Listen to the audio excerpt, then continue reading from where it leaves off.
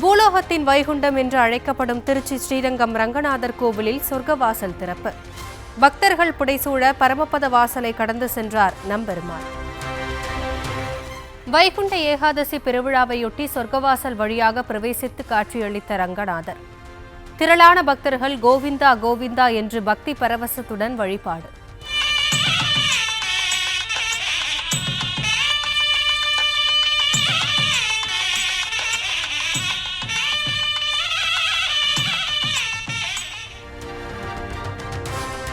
மின்விளக்கு அலங்காரத்தில் ஜொலித்த திருச்சி ஸ்ரீரங்கம் ரங்கநாதர் கோவில். சொர்க்கவாசல் திறப்பு நிகழ்ச்சியை முன்னிட்டு கண்கவர் அலங்காரம். வைகுண்ட ஏகாதசி விழாவையொட்டி சென்னை திருவல்லிக்கேணி பார்த்தசாரதி கோவிலில் சொர்க்கவாசல் திறப்பு.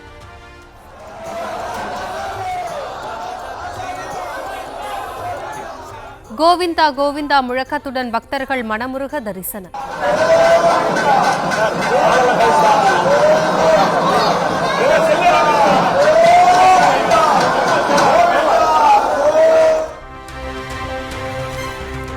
தமிழ்நாடு முழுவதும் பெருமாள் கோவில்களில் பரமபத வாசல் திறப்பு கோலாகலம்.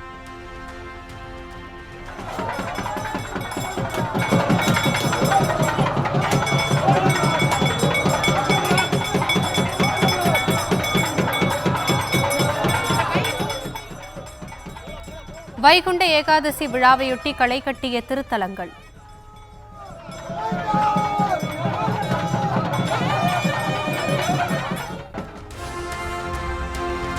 3 ஆண்டுகளாக கிடப்பில் வைத்திருந்த சென்னை பல்கலைக்கழக மசோதாவை திருப்பி அனுப்பினார் குடியரசுத் தலைவர் திரௌபதி முர்மு. சென்னை பல்கலைக்கழகத்தில் துணைவேந்தரை நியமிக்கவும் நீக்கவும் அரசுக்கு அதிகாரமளிக்கும் வகையில் திருத்தம் செய்யப்பட்ட மசோதா. தமிழ்நாட்டில் எஸ்ஐஆர் படிவத்தை சரியாக நிரப்பாத 12,43,363 வாக்காளர்களுக்கு தேர்தல் ஆணையம் நோட்டீஸ். அதிகபட்சமாக திருவள்ளூரில் 1,85,000 பேருக்கும் கோவையில் 1,10,000 பேருக்கும் சம்மன்.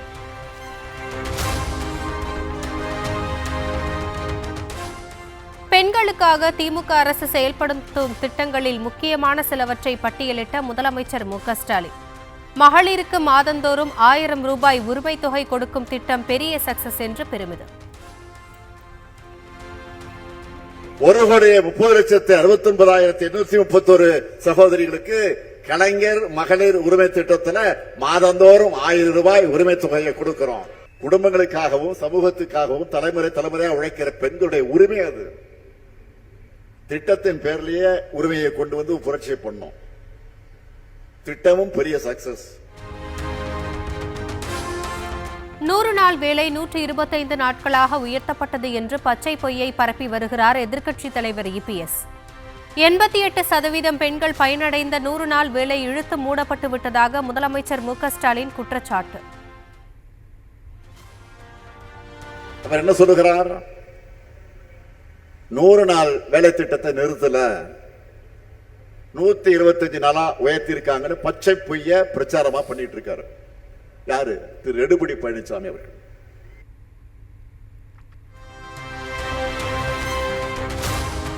நாடாளுமன்றத்திலும் சட்டமன்றத்திலும் பெண்களுக்கு அதிகாரம் கிடைப்பதை பாஜக அரசு விரும்பாததால் தேவையில்லாத நிபந்தனைகளுடன் பெண்களுக்கான 33 விழுக்காடு மசோதா நிறைவேற்றம். ஆபரேஷன் சக்சஸ் ஆனால் பேஷண்ட் டெட் என்று சொல்வது போல மத்திய பாஜக கூட்டணி அரசின் செயல்பாடு இருப்பதாக முதலமைச்சர் மு க ஸ்டாலின் விமர்சனம். பெண்களுக்கான 33 விழுக்காடு மசோதாவை ஒன்றிய பாஜக அரசு நிறைவேற்றிருக்கு. தேவையா இல்லாத நிபந்தனையோடு நிறைவேற்றிருக்கு.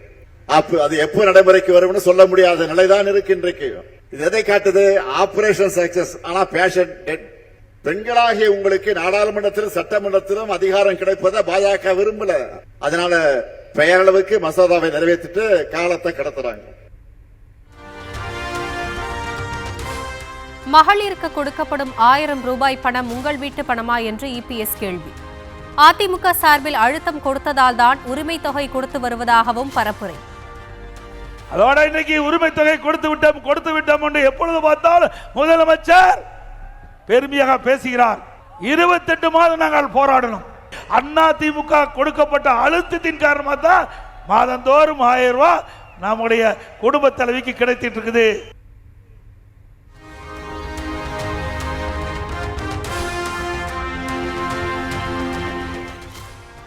100 நாள் வேலை திட்டம் ரத்து செய்யப்பட உள்ளதாக பொய் தகவலை பரப்பி வருகிறார் முதலமைச்சர் மு க ஸ்டாலின். அதிமுக ஆட்சி அமைந்ததும் 150 நாட்களாக வேலை உயர்த்தி வழங்கப்படும் என்று எதிர்க்கட்சித் தலைவர் EPS உறுதி. இந்த திட்டம் ரத்து செய்யப்படும் என்ற ஒரு பொய்யான அவதூறு செய்தியை பரப்பி வருகிறார். இந்த 100 நாள் வேலை திட்டம் 125 நாளாக உயர்த்தப்பட்டிருக்குது. அது மட்டுமல்ல, இந்த 125 நாட்கள் அதிமுக ஆட்சிக்கு வந்த பிறகு 150 நாளாக உயர்த்தப்படும்.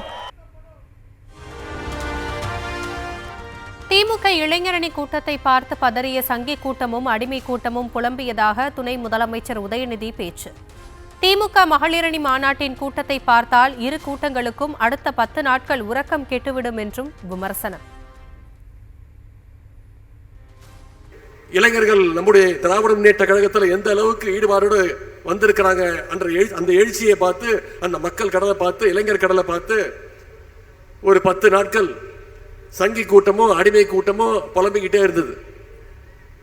இன்னைக்கு பல்லடத்தில் கூடியிருக்கக்கூடிய இந்த கடல் போல் கூடியிருக்கக்கூடிய நம்முடைய மகளிர் கூட்டத்தை, இந்த மாநாட்டை பார்த்தாங்கன்னா அந்த சங்கி கூட்டமோ அடிமை கூட்டமோ அடுத்த 10 நாளுக்கு நிச்சயமா தூங்க போறது இல்லை. பாஜக மதக்கலவரம், காழ்ப்புணர்ச்சியை தவிர வேறு எதையும் வைத்து அரசியல் செய்யவில்லை என்று திமுக MP கனிமொழி விளாசன். மதக்கலவரம் செய்வோருக்கு சம்மட்டி அடி கொடுக்கும் முதலமைச்சர் மு க ஸ்டாலின் பின்னால் அணிதிரள்வோம் என்று சூளுரை.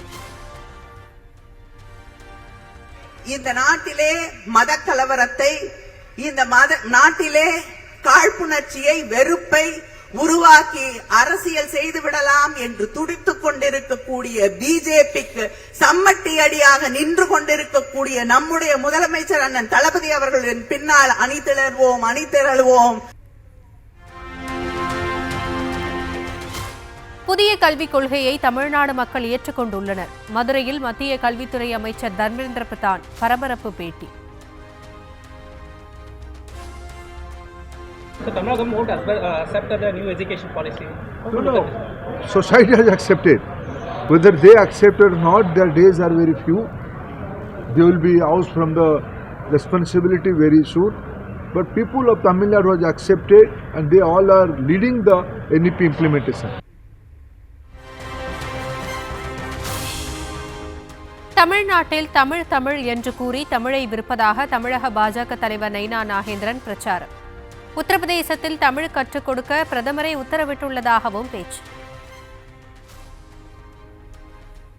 தமிழ் நான் ஏற்கனவே சொன்னேன், உத்தரப்பிரதேச மாநிலத்தில் மோடி அவர்கள் இன்றைக்கு தமிழ் பள்ளிக்கூடங்களை திறப்பதற்கு உத்தரவிட்டிருக்கிறார்கள்.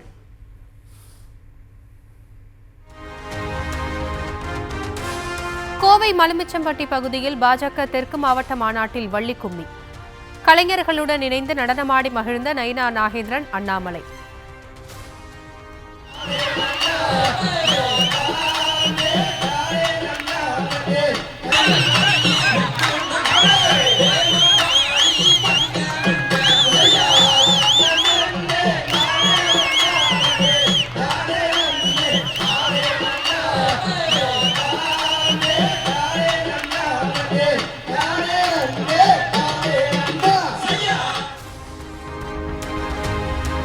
செயற்குழு மற்றும் பொதுக்குழுவில் பாமக நிறுவனர் ராமதாஸ் கண்ணீர்.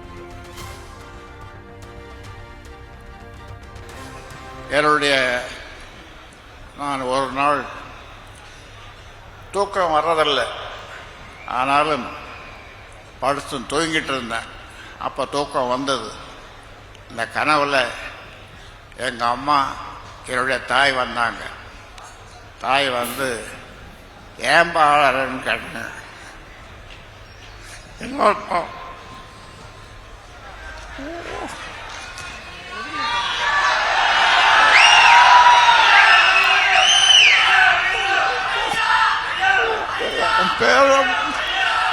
குரல் உடைந்து ராமதாஸ் அழுதபோது பதற்றமடைந்த தொண்டர்கள்.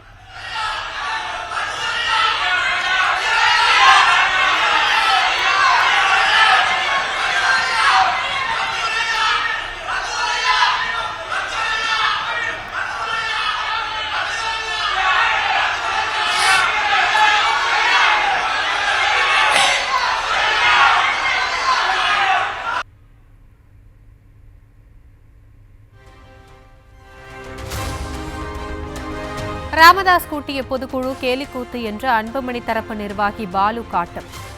ராமதாஸ் நடத்திய பொதுக்குழுவின் முடிவுகள் பாமகவை கட்டுப்படுத்தாது எனவும் திட்டவட்டம். முதல் முறையாக இந்தியாவில் செயற்குழுவும் பொதுக்குழுவும் ஒரே நேரத்தில் ஒரே இடத்தில் ஒரே டெய்லரு ஒரே சட்டை, ஆனா செயற்குழு பொதுக்குழு என்று நடத்திய ஒரு கேலிக்கூத்து சேலத்திலே நடந்திருக்கிறது.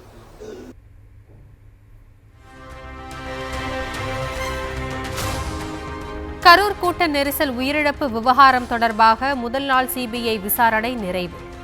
தாவேகா நிர்வாகிகள் ஆனந்த், ஆதவர்ஜுனா, நிர்மல்குமார் மற்றும் கரூர் மாவட்ட ஆட்சியர் தங்கவேலு உள்ளிட்ட அதிகாரிகளிடம் 7 மணி நேரம் விசாரணை. தாவேகாவில் பதவி கிடைக்காத விரக்தியில் அளவுக்கு அதிகமாக தூக்க மாத்திரைகளை சாப்பிட்டு தற்கொலைக்கு முயன்ற பெண் நிர்வாகி அஜிதா ஆக்னல் டிஸ்சார்ஜ். 2026இல் விஜயை முதலமைச்சராக அரியணையில் ஏற்ற பல மடங்கு வேகத்தில் களப்பணியாற்றுவேன் என்று எக்ஸ் வலைதள பக்கத்தில் உறுதி.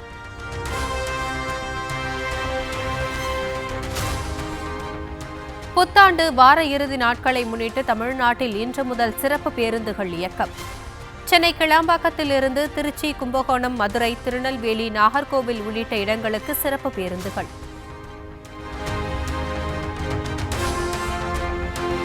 எல்லை தாண்டி மீன்பிடித்ததாக கூறி ராமேஸ்வரம் மீனவர்கள் 3 பேர் கைது. படகை பறிமுதல் செய்து இலங்கை கடற்படை அட்டூழியம்.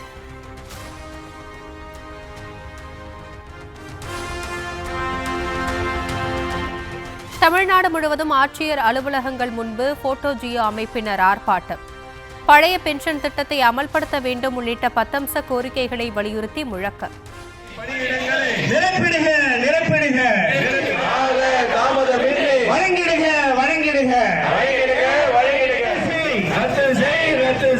அரசாணை 243 ரத்து செய். அரசாணை 243